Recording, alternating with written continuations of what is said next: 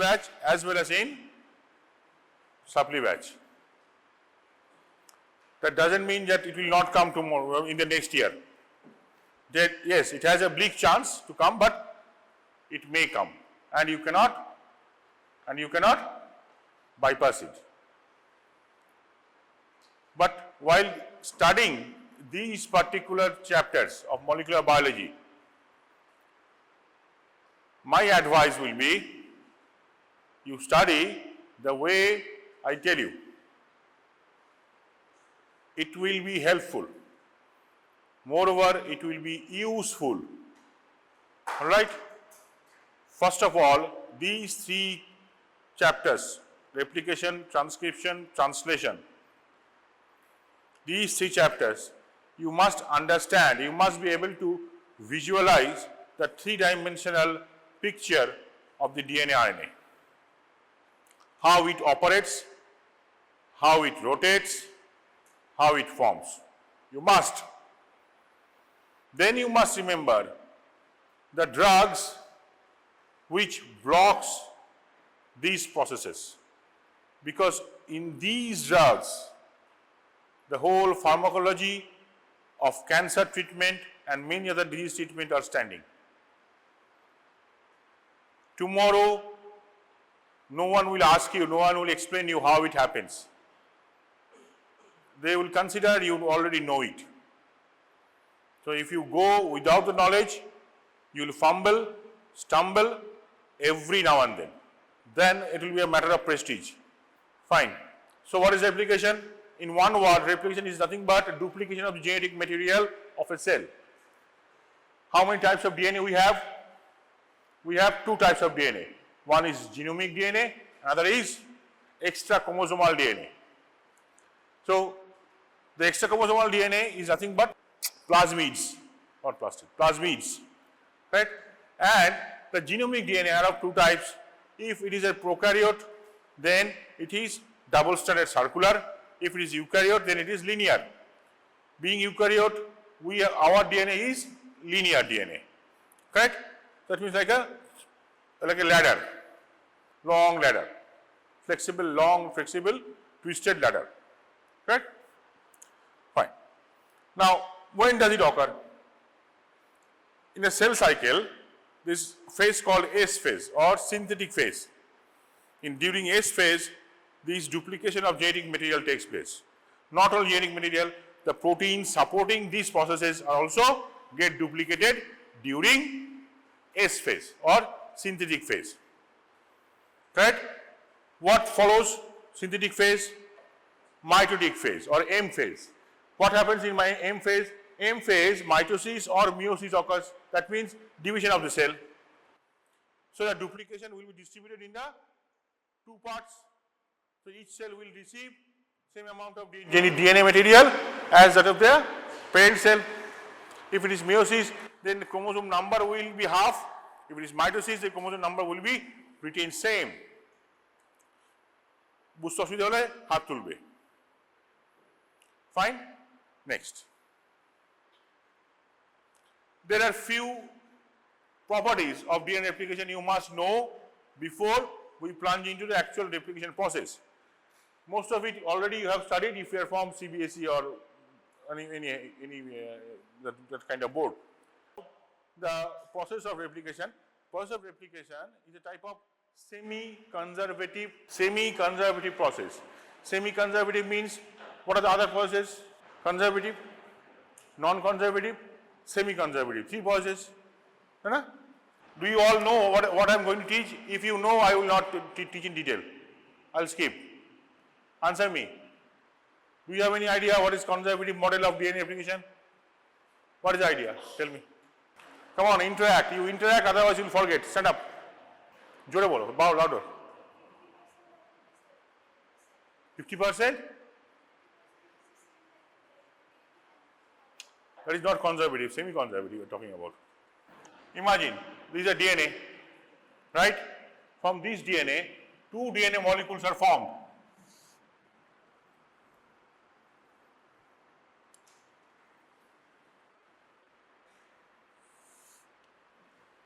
Correct?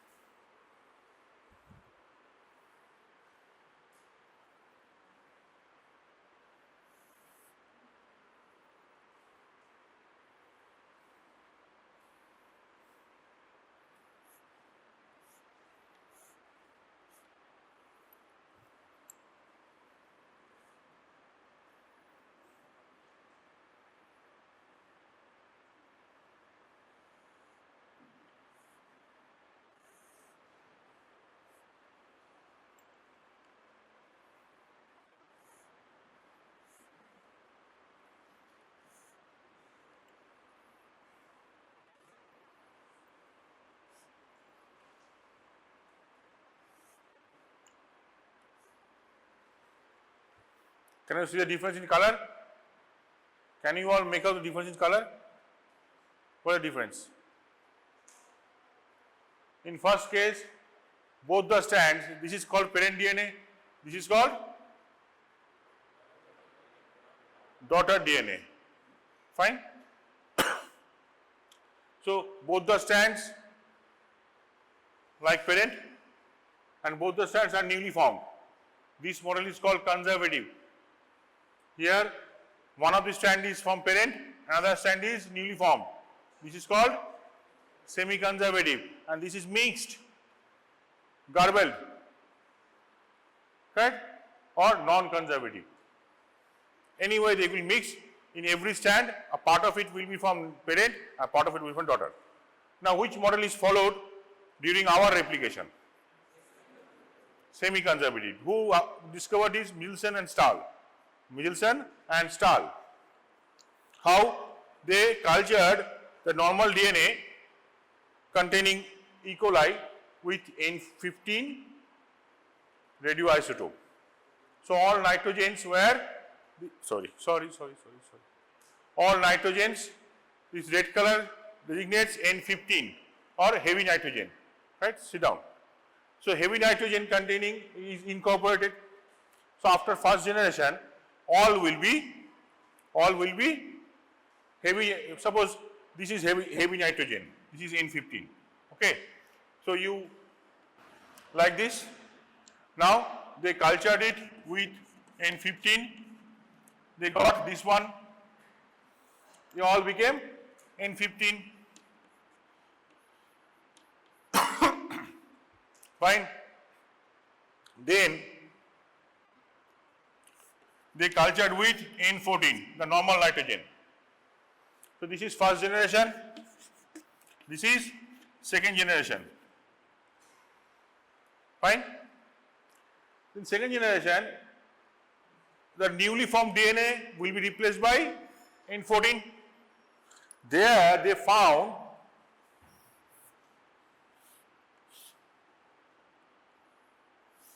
this model.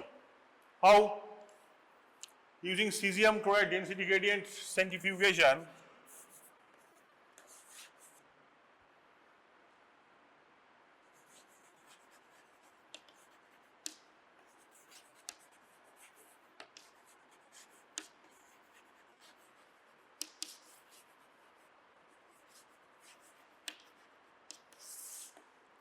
they separated DNA by centrifugation process. If the DNA contained heavier nitrogen, then in a test tube where cesium chloride gradient is maintained, the lower part contains higher density, the upper part contains lower density. So whichever density will match with that of the DNA particle, the DNA particle will settle down at that level. বুঝা গেল? যার ডেন্সিটির সঙ্গে DNA সমান হবে সেইখানে গিয়ে DNA সেখানে settle down করবে। ঠিক আছে? তাহলে কি হবে? ডেন্সিটি অনুযায়ী ডিএনএ একখানা তিনটে লেয়ার পাবো আমরা, তিনটে ও চারটে যত হবে। সেই ক্ষেত্রে আমরা দেখব যে যদি N15 হয়, যদি ডিএনএ সবকটাই N15 হয়, if all the strands are synthesized by N15, then both the strands are heavy, so they will form at this level, okay, a layer. If all are lighter, then they will form here. But if it is like this, then somewhere in between N14 and N15, correct? This was a hypothesis. After doing the test, they found this was a hypothesis. After doing the test, means culturing E. coli with N14 and N15 in this manner, they found only this band. That means the hypothesis they made that the synthesized like this is correct. Had it been in other way, we would have got more than one band. যদি conservative হতো তাহলে দুটো band পেতাম, N14, N15, parent DNA, daughter DNA, right? যদি গার্বেলড হতো তাহলে multiple band পেতাম, more than 2, but we got only one band. That means, and that too in between N14 and N15 range. Drink water, correct? That's why they came to the conclusion that it is like this, semi-conservative in process. Moreover, the replication is based on base pairing of the DNA. The nature of base pairing or the property of base pairing is based or first mathematically explained by Chargaff rules. The rule says very simple. There are two rules of Chargaff. There are two rules of Chargaff. What is that? Amount of adenine equals to the amount of thymine. Amount of guanine equals to the amount of cytosine. This is rule 1. What is rule 2? Adenine plus thymine is not equal to guanine plus cytosine. That means it is true that adenine will base pair with thymine and vice versa. Guanine will base pair with cytosine and vice versa. But it is not true that these base pairs are always alternative. Means 180, then 1 GC, then again 180, then again 1 GC. No. Every species has different GC value. It is called GC value paradox. Every species. It has been found in most of the cases that higher the animal in the evolution tree, or when from the primitive to latest, the GC value is higher. But it is not always true. But it is always true. Fine. The ratio varies among the different organisms, but same in different tissue on the same organism. That means what? For one species, this GC value is fixed.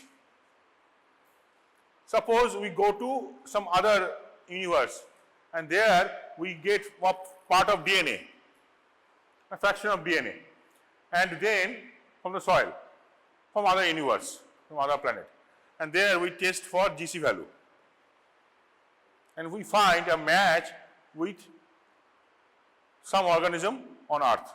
That means that planet might be once had that form of life. Right? This will match. Now, this is like very rare condition that some other species can also have the same GC value, just like matching the two people's fingerprint or DNA fingerprinting. Correct? There is a possibility, but possibility is very, very thin. What are the raw materials for DNA replication? We require DNTPs, we require plenty of enzymes, DNA polymerase, some supporting enzymes called topoisomerases, helicases, primase. Notice, in some enzymes I am using plural, in some enzymes I am using singular. I use DNA polymerases, topoisomerases, but primase and helicase. That means only one species of that enzyme will be there. Right? SSBs. DNTP means what? Deoxyribonucleotide phosphates. DNTP. SSB means single strand binding proteins. Single strand binding proteins. Other factors will come across. The first thing you must know, what are the enzymes of replication? Write it down or take a photograph and read it with me. First of all, you must know the name of these enzymes and their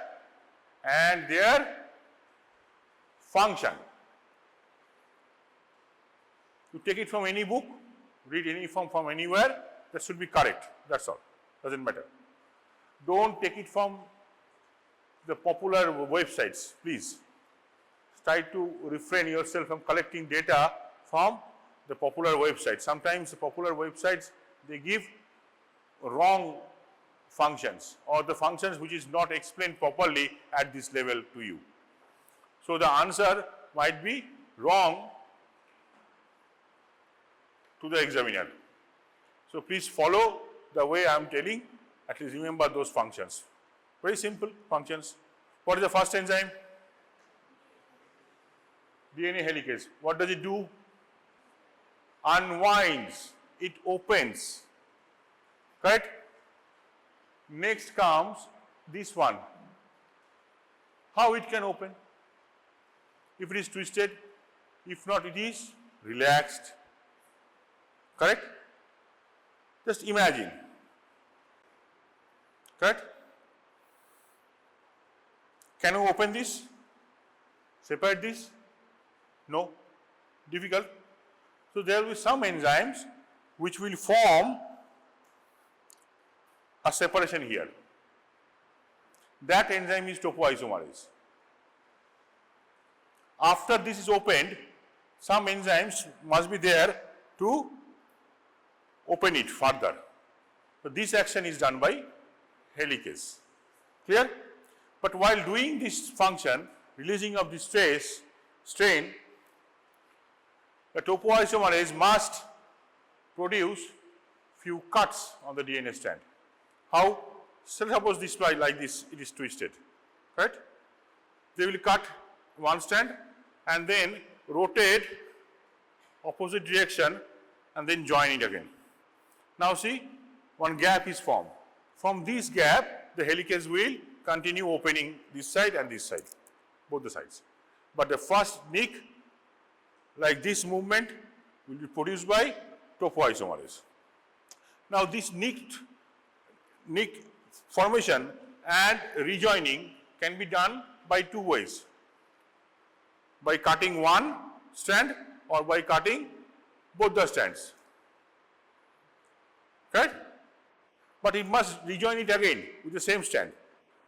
So if it cuts only one strand and release the pressure, it's called topoisomerase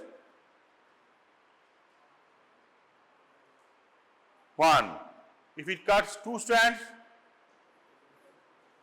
simple. These enzymes have got different names in prokaryotic system. They are called DNA gyrase. They are called DNA gyrase. So the same enzyme topoisomerase in prokaryotes are called DNA gyrase. So suppose you have an infection, bacterial infection, which inhibitor will you use? The inhibitor for topoisomerase 1 or inhibitor for DNA gyrase? Come on, speak up. Which antibiotic will you use? Against which enzyme? DNA gyrase or topoisomerase 1? Gyrase. Why? Because the infecting material is bacteria. I want to kill the bacteria, not the host of bacteria.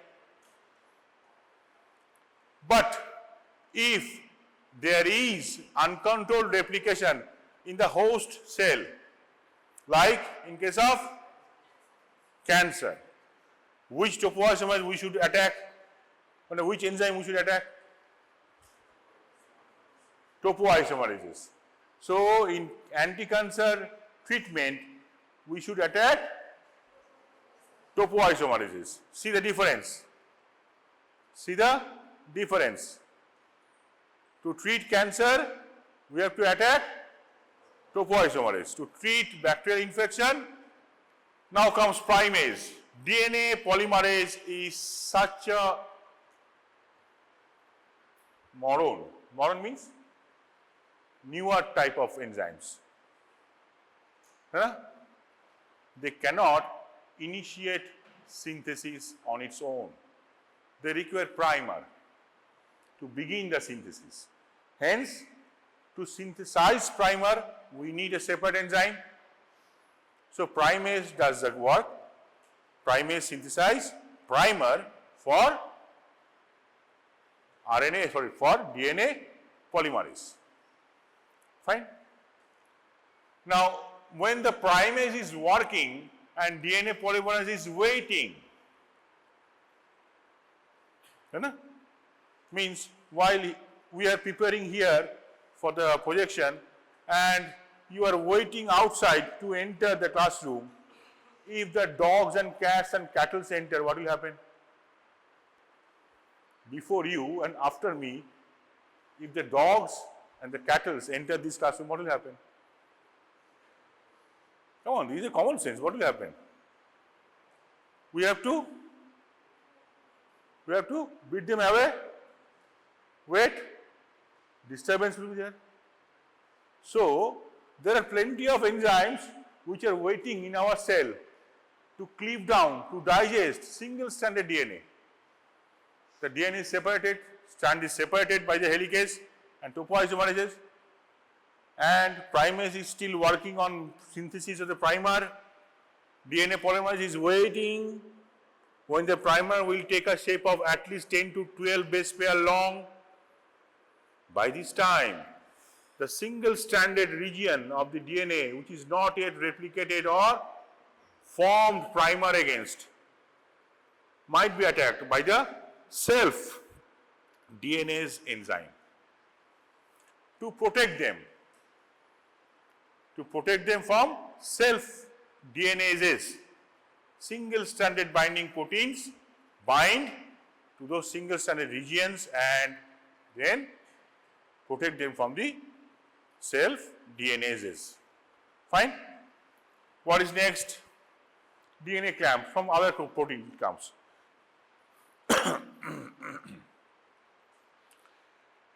Have you seen a car, how the car runs? The motor discharges the rotating power to two wheels. But do they rotate at the same speed always? They rotate at different speed depending on which direction you are going. Correct? If you are taking left turn, the left hand side hind wheels will rotate slow and right hand side hind wheels will rotate fast. Who decides this? Who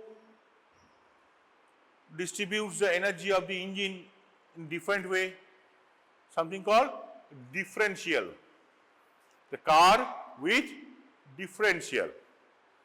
Without differential, the car's speed and maneuvering will be very difficult. Fine. Similarly, when two DNA polymerases are working at the same position, then there is a possibility that they will detach and go away. Means the DNA will be unnecessarily taken apart. Correct? And this will create what? The danger of getting DNA damaged even before they are replicated.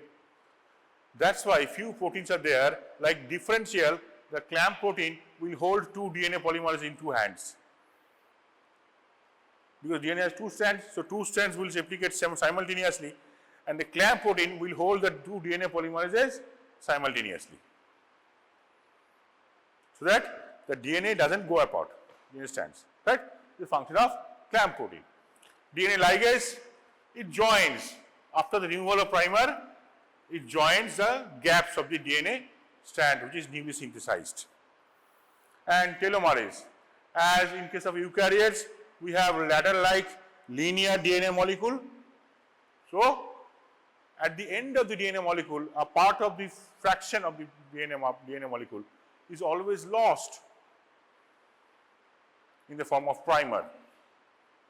That means from the time of birth till date, if my cell has replicated say 100 times, then 100 into 10 into 2, that many base pairs I might have lost. If I cannot replenish the loss due to loss of primer. What is the way to replenish that?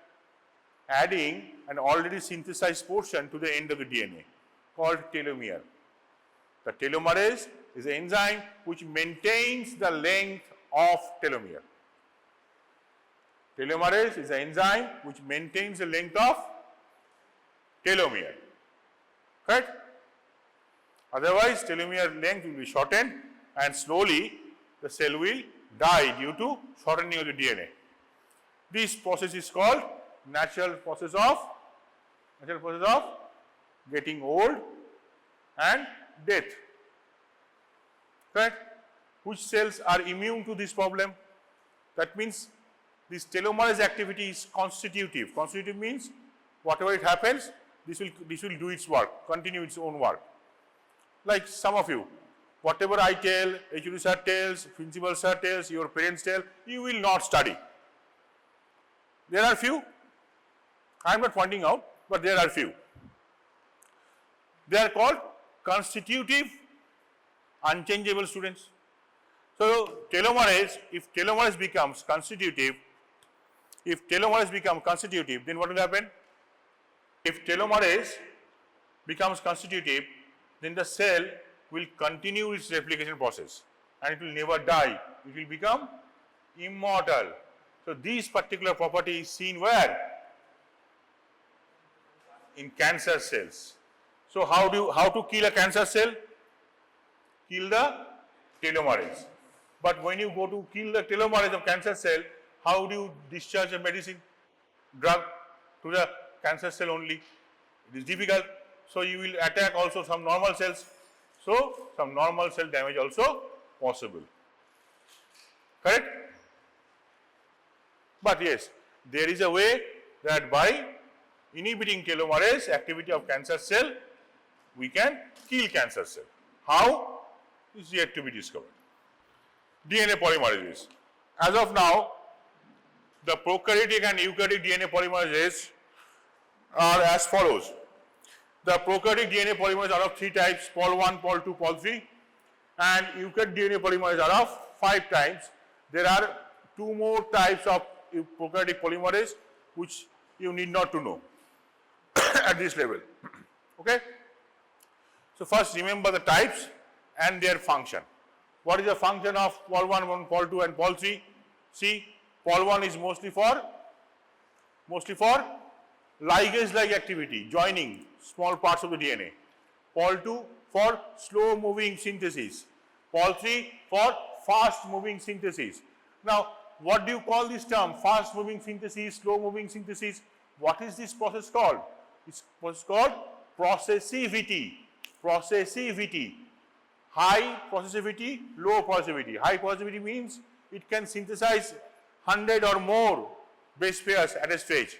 High processivity. Low processivity, it can synthesize 10 to 20 base pair at a stretch. Then it will detach and again it will restart. It's called low processivity. So Pol2 has got low processivity. Pol3 has got high processivity. I said differential. One wheel is moving at higher speed, another wheel is moving at slower speed, but the car is going straight. Correct? So that is how it is maintained by a clamp protein. So these 2 proteins are like that. Pol1 mostly does the repair work. Somewhere some wrong incorporation has taken place, it will remove it, it will join the new strands of the DNA. Fine. Now we come to eukaryotic counterpart of DNA. Alpha, beta, gamma, delta, epsilon.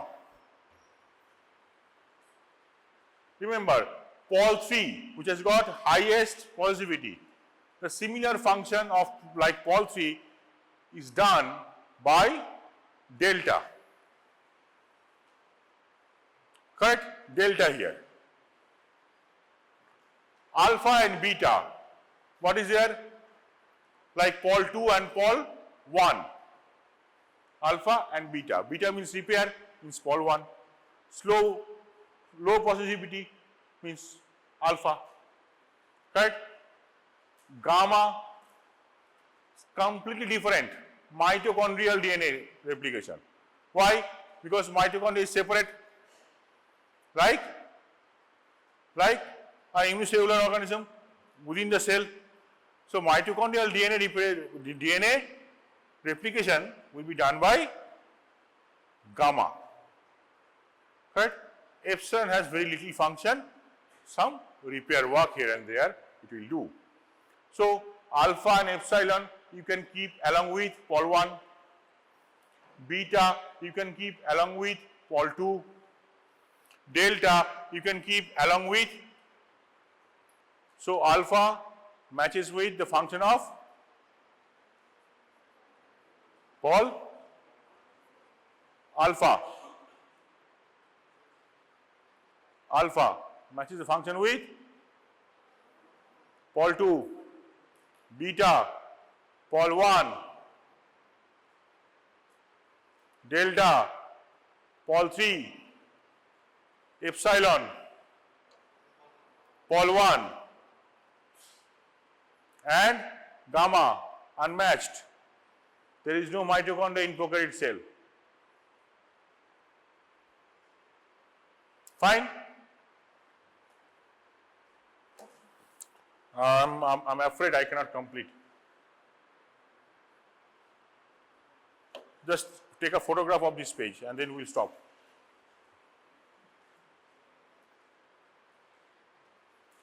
Sometimes DNA polymerase pol 3 is asked as a short note. So there you have to mention the subunits. ठीक है